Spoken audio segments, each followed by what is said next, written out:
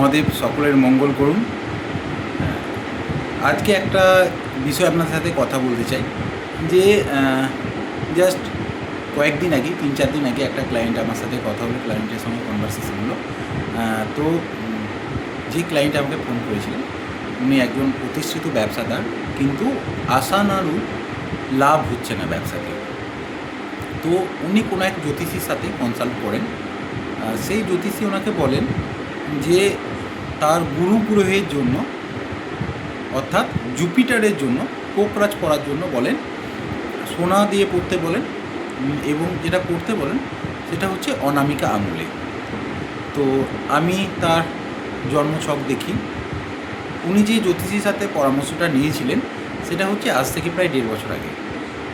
তো যে ক্লায়েন্ট এসেছিলেন তার বক্তব্য ছিল যে 1.5 বছর থেকে কোনো রকম কোনো ফলই পায়নি, অথচ উনি যে জ্যোতিষীর সাথে কথা বলেছেন তো উনি 1,500 টাকা ফিস নিয়েছেন এবং কোকরাজ পাথরও ওনার কাছ থেকেই নিয়েছেন, যেটাও আপনার দাম 10,000 টাকার উপরে।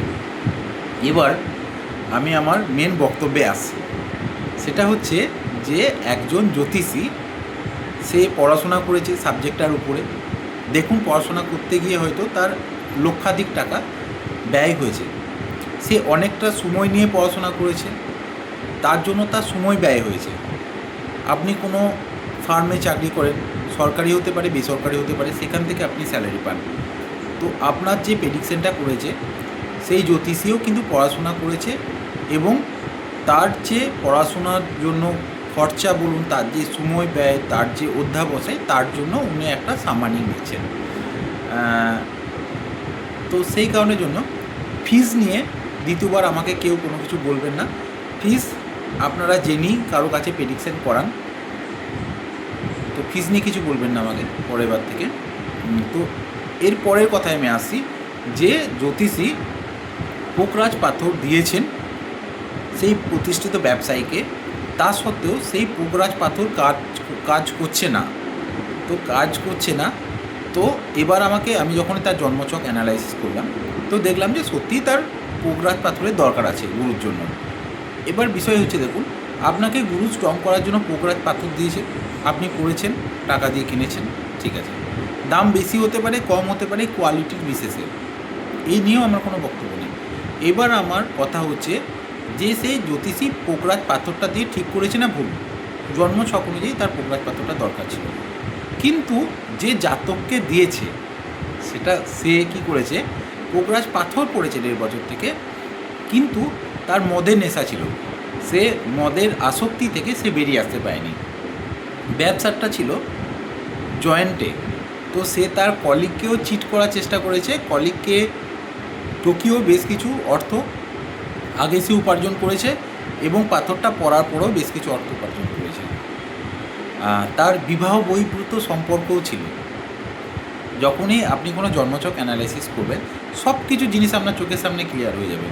তো আমি যখন এই কনভারসেশনগুলো করলাম যে আপনি ব্যবসার টাইমে, ব্যবসা করার সময় এই 1.5 বছরে আপনার যে পার্টনার আছে তার থেকে কি বেশি মুনাফা অর্জন করেছেন? বললো হ্যাঁ করেছি। এবার সেটা আমি তো সময় দিই, একটু এদিক ওদিক তো করতেই হয়। তার মানে সে তার পার্টনারের সাথে চিট করেছে।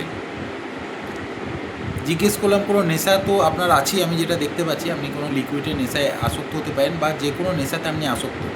বললো হ্যাঁ আমি এই হয় ব্যবসা শেষে আমরা রাত্রে একটু ড্রিঙ্ক করি, না করলে চলে না।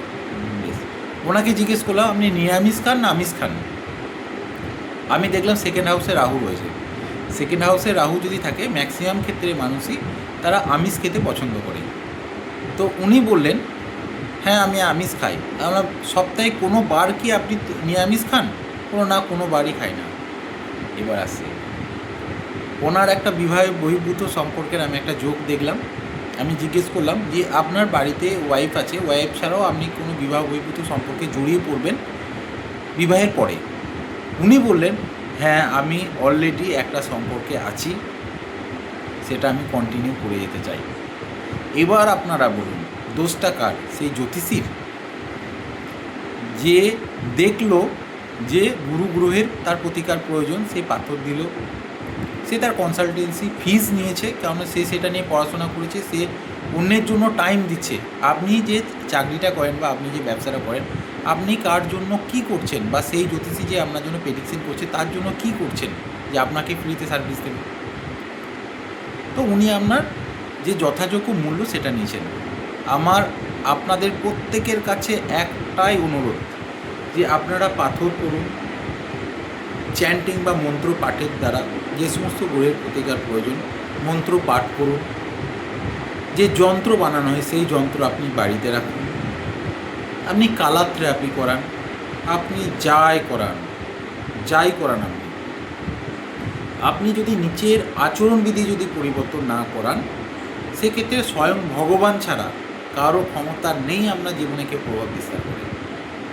তো গুরু গ্রহ যদি ঠিক করতে হয় আপনাকে, শুধু পাথর পড়লেই হবে না, বা যে কোনো গ্রহই আপনি ঠিক করতে চান শুধু পাথর পড়লে হবে না, আপনার জীবনশৈলী আপনাকে পরিবর্তন করতে হবে। তবেই আপনি সেই গ্রহের কাছ থেকে ভালো ফল পাবেন। যেহেতু গুরু গ্রহ নিয়ে কথা হচ্ছে, আমি বলে দিই কয়েকটা কথা। সেটা হচ্ছে যে আপনি পোকরাজ পাথর পড়ুন না পড়ুন, বা আপনি যদি পড়েন সেক্ষেত্রেও কিন্তু আপনাকে কয়েকটা আচরণবিধি পালন করতেই হবে। সেটা হচ্ছে যে আপনার যে গুরুস্থানীয়, মানে আপনার থেকে বয়স্ক, আপনার দীক্ষাগুরু হোক, শিক্ষাগুরু হোক, মা বাবা, এই তিনটে গুরুর কথা আমরা বলে থাকি। এটা ছাড়াও আপনার থেকে যারা বয়স বেশি তাদেরকে সম্মান দেওয়ার চেষ্টা করুন। অযথা তাদেরকে অপমান করবেন না। হতে পারে আপনার ইনকাম বেশি তার কম, কিন্তু তাকে তার উপযুক্ত সম্মান করে দিন। 1 নাম্বার। দ্বিতীয় নাম্বার হচ্ছে যে কোনো কিছু আসক্তি থেকে আপনাকে বেরিয়ে আসতে হবে। সেটা জুয়ার আসক্তি হোক, মদের আসক্তি হোক, পর স্ত্রীর প্রতি আসক্তি হোক, বা যে কোনো ধরনের আসক্তি থেকে আপনাকে বেরিয়ে আসতে হবে, তবেই আপনি গুরু গ্রহের কাছ থেকে ভালো ফল পাবেন। তৃতীয়, আপনার মনটা অনেক বড় রাখতে হবে। ক্ষমা করার মানসিকতা আপনার মধ্যে আনতে হবে। এরপরে আসছি চতুর্থ, যে কোনো নারী বা মদ এই আসক্তিগুলোর সঙ্গে বেরিয়ে আসার পরে আপনাকে নিজের যে ইষ্ট দেবতা স্মরণ করতে হবে। পঞ্চম, যাদের গ্রহ খারাপ তাদের 100% বৃহস্পতিবার তো নিরামিষ খেতেই হবে। পারলে সপ্তাহে প্রত্যেকটা দিন করুন, না হলে বৃহস্পতিবার আপনাকে নিরামিষ খেতেই হবে। তো যেগুলো বললাম এগুলো একটু পালন করে দেখুন না। আমি আসলে আমার ক্লায়েন্টকেও বলেছি, আপনি পাথর যেটা পড়ে আছেন পড়ে থাকুন, এর সাথে এই আচরণবিধিগুলো আপনি আপনার জীবনে অ্যাডাপ্ট করুন। সাথে আরও একটা অ্যাড করছি, যে কাউকে ঠকানো, চিট করা, মিথ্যা কথা বলা, এগুলো থেকে বেরিয়ে আসতে হবে। এই 6টা জিনিস যদি আপনি গুরু গ্রহের জন্য করেন, সঙ্গে যদি আপনি জুপিটারের জন্য অর্থাৎ গুরু গ্রহের জন্য পোকরাজ করেন, তখনই আপনি আশানুরূপ কিন্তু ফল পাবেন, না হলে কিন্তু আশানুরূপ ফল পাবেন না। আপনি যাই রিমেডি করান, এক্ষেত্রে অ্যাস্ট্রোলজারের দোষ দেবেন না, কারণ আপনি ব্যর্থ, আপনি আপনার আচরণবিধি পরিবর্তন করতে পারছেন না। তাই চাইলে ভিডিওটা সবাইকে শেয়ার করে দেবেন, কারণ তাদের মধ্যেও ভ্রান্ত ধারণা হতে পারে যে না, সে তার আচরণবিধি পরিবর্তন করবে না, হয়তো সে চন্দ্রের জন্য মুক্ত পড়ে রাখলো রূপতে, তো চন্দ্রের জন্য মুক্ত পড়ে থাকছে, অথচ নিজের মায়ের খেয়ালই রাখে না, নিজের মায়ের প্রতি যে দায়বদ্ধতা সেটা পালনই করে না। জীবনেও তার চন্দ্র ভালো হবে না, চন্দ্রের কাছ থেকে ভালো রেজাল্ট পেতেই পারে না। দয়া করে ভিডিওটা শেয়ার করবেন। ধন্যবাদ সবাই।